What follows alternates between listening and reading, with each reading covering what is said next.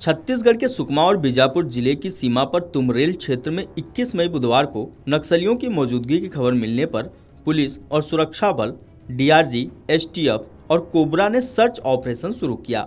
इस दौरान नक्सलियों से मुठभेड़ हो गई, जिसमें 27 नक्सली मारे गए। वहीं दूसरे दिन 22 मई की सुबह से नक्सलियों के साथ रुक रुक कर मुठभेड़ चल रही है। सुरक्षा बलों ने एक नक्सली का शव बरामद किया है और 4-5 नक्सलियों के मारे जाने की खबर है। एक जवान बलिदान हो गया, वहीं एक जवान घायल हो गया है। क्षेत्र में सर्चिंग ऑपरेशन जारी है और वार रूम से अधिकारी नजर रखे हुए हैं। जानकारी अभियान खत्म होने के बाद दी जाएगी। नक्सलियों के गढ़ बस्तर संभाग को नक्सलवाद से मुक्त कराने के लिए छत्तीसगढ़ में जवानों का अभियान जारी है। लगातार नक्सलियों का एनकाउंटर हो रहा है। इसमें नक्सलियों के पैर उखड़ रहे हैं। नक्सल मोर्चे पर फोर्स को एक के बाद एक बड़ी कामयाबी मिल रही है। जवानों ने 21 मई को 1.5 करोड़ रुपए के देश के सबसे बड़े इनामी खूंखार नक्सली बसव राजू समेत 27 नक्सलियों को मार गिराया। नारायणपुर जिले के अबुझमाड़ में डीआरजी जवानों और नक्सलियों के बीच देश का यह सबसे बड़ा नक्सल ऑपरेशन था। वहीं भारी संख्या में हथियार बरामद हुए। मुठभेड़ में 2 जवान बलिदान हुए थे। इस घटना में घायल जवानों ने बताया कि 18 मई को डीआरजी जवानों की अलग अलग टुकड़ी नारायणपुर से ओरछा के लिए निकली। जवान 40 से 45 किलोमीटर का पूरा सफर तय करने के बाद 21 मई को वापसी कर रहे थे। पहाड़ी में पहले से छिपे हुए नक्सलियों ने अचानक जवानों के ऊपर गोलीबारी शुरू कर दी। इसके बाद इन टुकड़ियों को कमान कर रहे खोटलू को राम को 3 गोली लगी।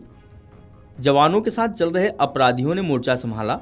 घायल खोटलू को 3 गोली लगने के बाद भी जवानों ने उन्हें बचाने के लिए इंजेक्शन लगाए, पट्टी बांधी, लेकिन खोटलू की जान नहीं बच सकी और वे बलिदान हो गए। जवानों ने इस घटना के बाद नक्सलियों के ऊपर ताबड़तोड़ गोलीबारी शुरू कर दी। 2 घंटे तक चली इस गोलीबारी में एक अन्य जवान के हाथ में गोली लग गई।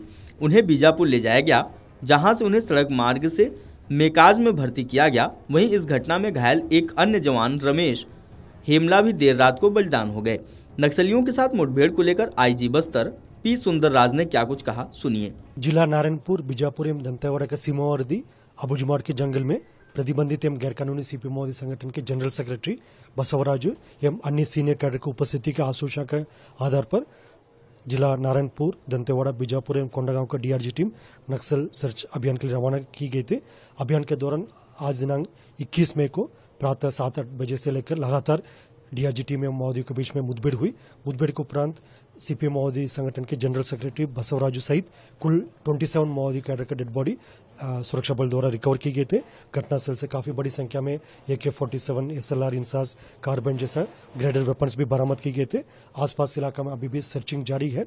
मुठभेड़ में जो मारा गया सीपीएम माओवादी संगठन के जनरल सेक्रेटरी विगत लगभग 40-45 वर्षों से काफी एक हार्डकोर कैडर के रूप में नक्सल संगठन में सक्रिय थे और विगत 2-3 वर्षों से सीपीएम माओवादी संगठन का जनरल सेक्रेटरी के रूप में, तब गणपति जो 25 वर्ष तक उन्होंने जनरल सेक्रेटरी रूप में थे। उसके पश्चात 2022-23 से बसवराजू जनरल सेक्रेटरी रूप में काफी सक्रिय रूप में जितना भी जो सुरक्षा बल के खिलाफ जो वारदात हुआ, घटना हुआ और अन्य जितना भी माओवादी संगठन द्वारा क्षेत्र के जनप्रतिनिधि से लेकर सुरक्षा बल के जवानों से लेकर अन्य जितना भी बड़ी बड़ी वारदात रहा, सब में इनका सक्रिय भूमिका रहा, इनका कॉन्स्पिरेसी में शामिल रहा।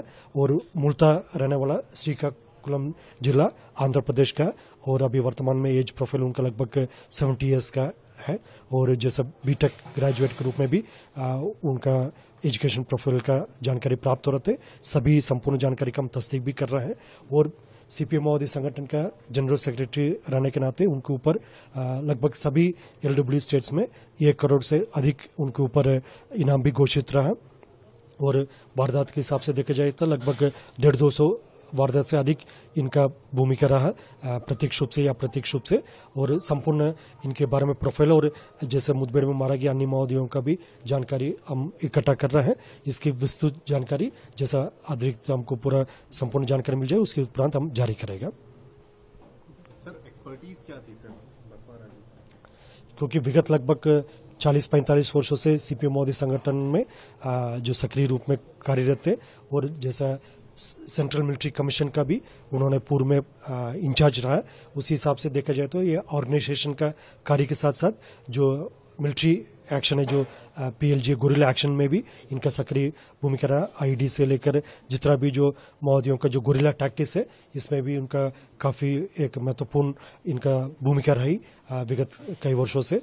और जैसा घटनाक्रम के हिसाब से देखा जाए तो मतलब LW स्टेट्स में लगभग सभी स्टेट्स में इनका प्रत्यक्ष रूप से या अप्रत्यक्ष रूप से सभी घटनाक्रम में इनका भूमिका रहा। और खासतौर पर दंडकारण स्पेशल जोन कमेटी इलाका में उनका अधिकतम समय इनका प्रेजेंस रहा, उनकी गतिविधि रहा। और इस संबंध में संपूर्ण और प्रोफाइल हमको सभी अलग अलग एजेंसी से अलग अलग स्टेट से भी हम इकट्ठा कर रहे हैं। जैसे जानकारी मिल जाए उसी हिसाब से हम एक डिटेल बुलेटिन भी जारी करेगा। सर इतने बड़े कैडर। Video desk amarujala.com। अगर आप ये वीडियो YouTube पर देख रहे हैं तो हमारे चैनल को सब्सक्राइब कर बेल आइकन दबाएं और Facebook पर देख रहे हैं तो हमारे पेज को लाइक करें।